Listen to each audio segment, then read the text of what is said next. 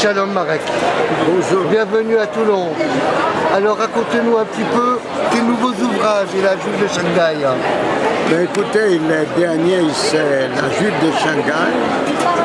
C'est une aventure fantastique, une partie de mon histoire, de notre histoire. Vous savez, il y a 40 ans, j'ai écrit La mémoire d'Abraham. C'était un roman de peuple juif à travers le temps et l'histoire. Et je me suis rendu compte, 40 ans après, que j'ai omis une partie de cette histoire, celle qui se passe en Chine. J'ai oublié la Chine. Or, les Juifs étaient en Chine depuis le XIe siècle. Mais le plus important, c'est pendant la guerre, quand les nazis voulaient les exterminer et personne n'en voulait, la seule ville qui leur a dit bienvenue, c'était Shanghai. Et il y a des milliers de Juifs qui sont partis à travers la Russie, un peu comme Michel Strogoff de Jules Verne, sont arrivés au Japon et les Japonais les ont envoyés à Shanghai, qu'ils occupaient, où on les a enfermés dans un ghetto. Aujourd'hui, vous arrivez à Shanghai, 27 millions d'individus, la plus grande ville du monde, et partout vous avez des flèches qui vous indiquent visiter le musée du ghetto de Shanghai. C'est magnifique, parce que le monde il est grand, il est fantastique.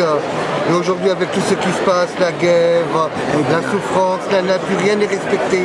Quelque part, c'est pas le retour de l'homme qui ne respecte pas les fondements du judaïsme. Ce qui reste quand même, c'est la générosité.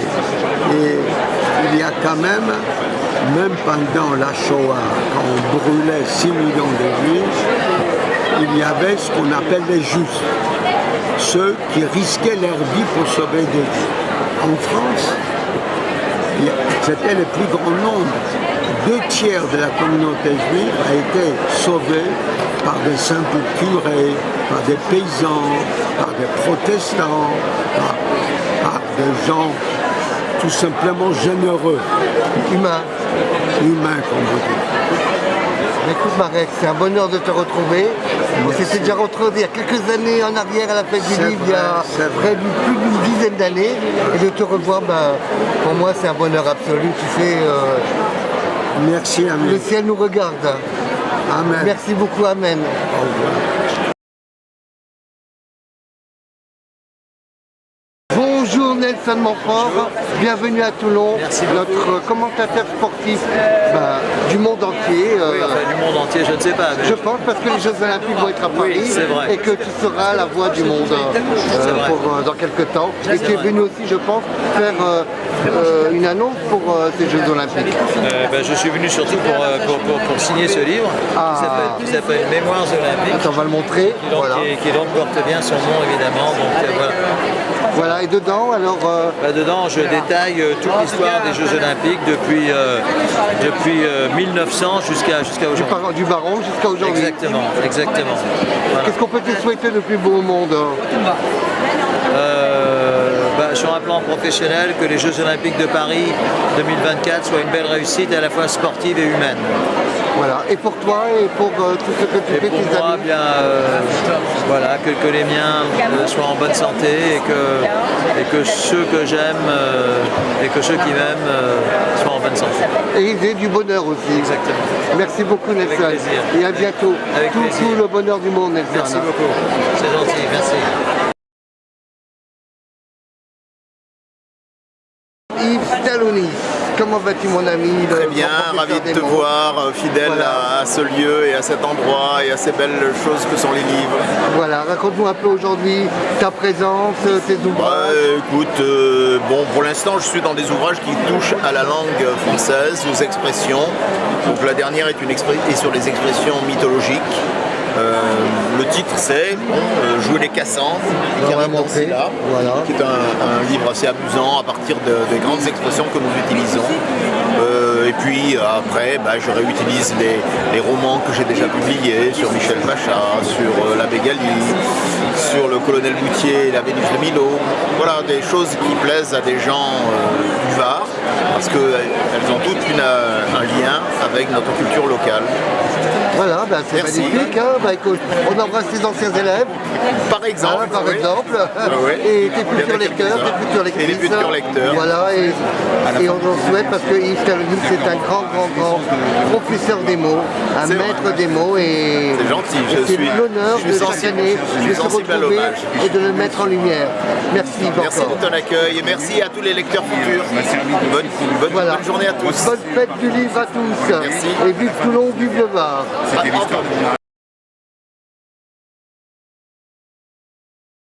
Daniel Piccoli, bienvenue à Toulon dans cette magnifique fête du livre qui prend un peu ses marches d'or, on pourrait dire. Oui, mais ça est formidable. Vous devriez faire un panoramique comme ça pour montrer aux gens combien l'ambiance est fantastique. C'est formidable. Et déjà hier avec c'était ce qu'on appelle la journée des mômes, comme ça entre nous, c'est-à-dire il y a une multitude de gamins qui sont venus un petit peu découvrir, respirer ce que c'est qu'un salon du livre, et puis découvrir aussi tout ce qu'on leur propose en matière de littérature qu'on dit jeunesse, mais qui sont aussi pour les grands, les bandes dessinées, les illustrés, les mangas, tout ça, voilà. Et c'est ça que. Et toi, tu es venu aussi avec tes trésors. Oui, bien sûr, moi je viens avec mes trésors, comme tout un chacun, voilà. Et bien sûr, parce que on est là aussi pour nous aussi rencontrer. Se nourrir. Oui, se nourrir. On se nourrit, bien sûr, parce que comme je suis venu l'année dernière et que je viens tous les ans, il y a des gens qui ont lu les livres qu'ils avaient achetés et que je leur ai dédicacés, et on en parle. Et ça, c'est très précieux. Il y a peu d'endroits où on peut avoir un retour comme ça. Il n'y a que les salons qui se déroulent chaque année et dans lesquels on vient chaque année, où on a ce retour-là qui est unique. Et ça a été à chaque fois formidable. C'est un bonheur aussi humain aussi de ce partage des mots. C'est d'abord un bonheur humain. On rencontre des gens avec lesquels on discute, et comme je vous dis, qui sont des gens des fois avec lesquels on a une relation depuis plusieurs années. Des gens viennent, regardez, des gens reviennent même avec des portraits de On va le montrer à la caméra, on n'a pas le droit de le montrer. Voilà. Et ça, ça fait partie de ce lien qui se crée entre les auteurs et les visiteurs du Salon de Toulon. Voilà. Qu'est-ce qu'on peut te souhaiter de plus beau au monde? Au monde? Au monde, bah oui, tant qu'à faire. Alors en ce moment, c'est assez compliqué de souhaiter au monde. On sait que le monde est compliqué, le monde est complexe. Moi, ce que je souhaite surtout aux gens, c'est de continuer à aller dans les salons du livre, de faire vivre le livre, de faire vivre cette passion-là. Ça nous rassure, ça vous rassure, parce qu'on sait très bien qu'il y a des tas d'endroits où les gens aimeraient avoir un salon du livre. Écoute, merci beaucoup pour tes belles paroles, que j'espère elles vont réchauffer le cœur de nombreux de tes amis, de nos amis dans le monde, et que ça puisse un peu leur apporter un peu de joie et un peu de Je l'espère, j'aime réchauffer. Merci beaucoup Daniel, merci.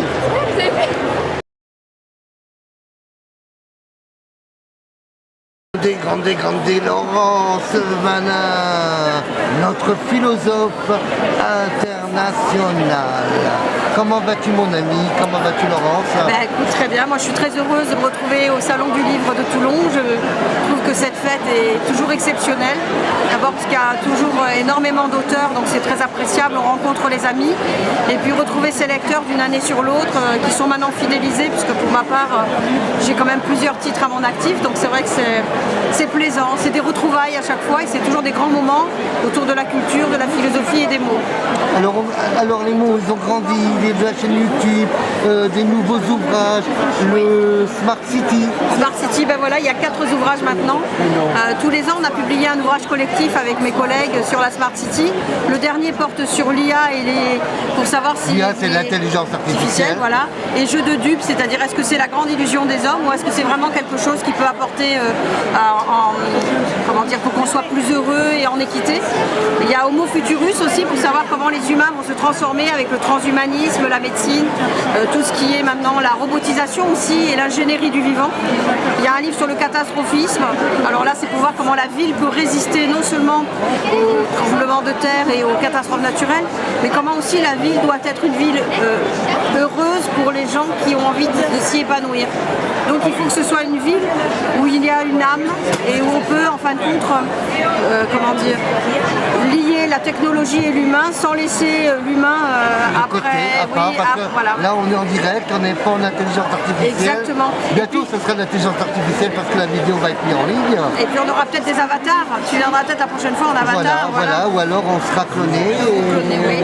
Mais ce qui est intéressant, c'est de se dire que la vraie ville, c'est la ville où il y a une âme, c'est la ville où il y a des impressions, des sensations, des odeurs, des couleurs. Donc quelque part, les fêtes du livre nous rappellent ça, c'est que le contact humain, les relations où on s'interroge mutuellement, les rencontres en elles-mêmes sont tellement riches qu'on ne peut pas les traduire en algorithme. Alors quels sont tes projets fin d'année 2022, 2023? Alors là, je suis en train de terminer un livre sur l'éthique des relations aux objets connectés et aux robots pour dire quelle est cette humanité qui délègue sa mission humaniste auprès des autres humains avec des robots, parce que je trouve que c'est triste de confier nos anciens à des robots. Et puis il y a d'autres ouvrages qui sont prévus dans la collection Smart City. Il y a dans la philosophie sur les contes, j'ai terminé quasiment un livre sur le livre de la jungle, où je vais parler de la question du devenir, qu'est-ce qu'on devient, comment on se choisit, soit tourné vers la nature, soit au contraire plutôt dans la vie qui fait société.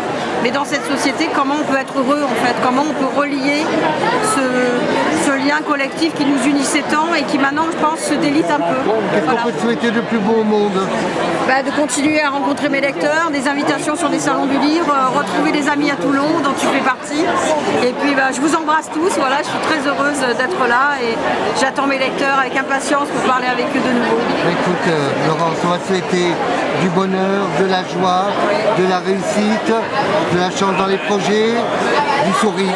Toujours, moi je l'ai toujours. Oui. Toujours du sourire. Merci. Et de la confiance, parce que la confiance c'est important, la confiance en soi. En soi, oui. Parce que tout vient de soi pour le donner aux autres. Oui. Et je pense que c'est quelque chose de très important. Bien sûr. En tout cas Laurence, c'est pour moi un bonheur de t'avoir retrouvé après ces longues années. Oui, et le temps passe et toujours présent, toujours là, toujours fidèle au poste. Exactement. Et toujours une magnifique, très belle fête du livre. Très belle fête du livre. Avec une ambiance extraordinaire. Alors là, il y a une très belle ambiance et en plus, comme les espaces sont un peu plus aérés, on y est vraiment bien. Voilà, c'est fabuleux. Alors on va répéter, on y est vraiment bien. Voilà. Écoute, Merci. Laurent, Allez, merci beaucoup. À bientôt sur Toulon ou dans un événement. Et grande, Laurence Vannin. Merci.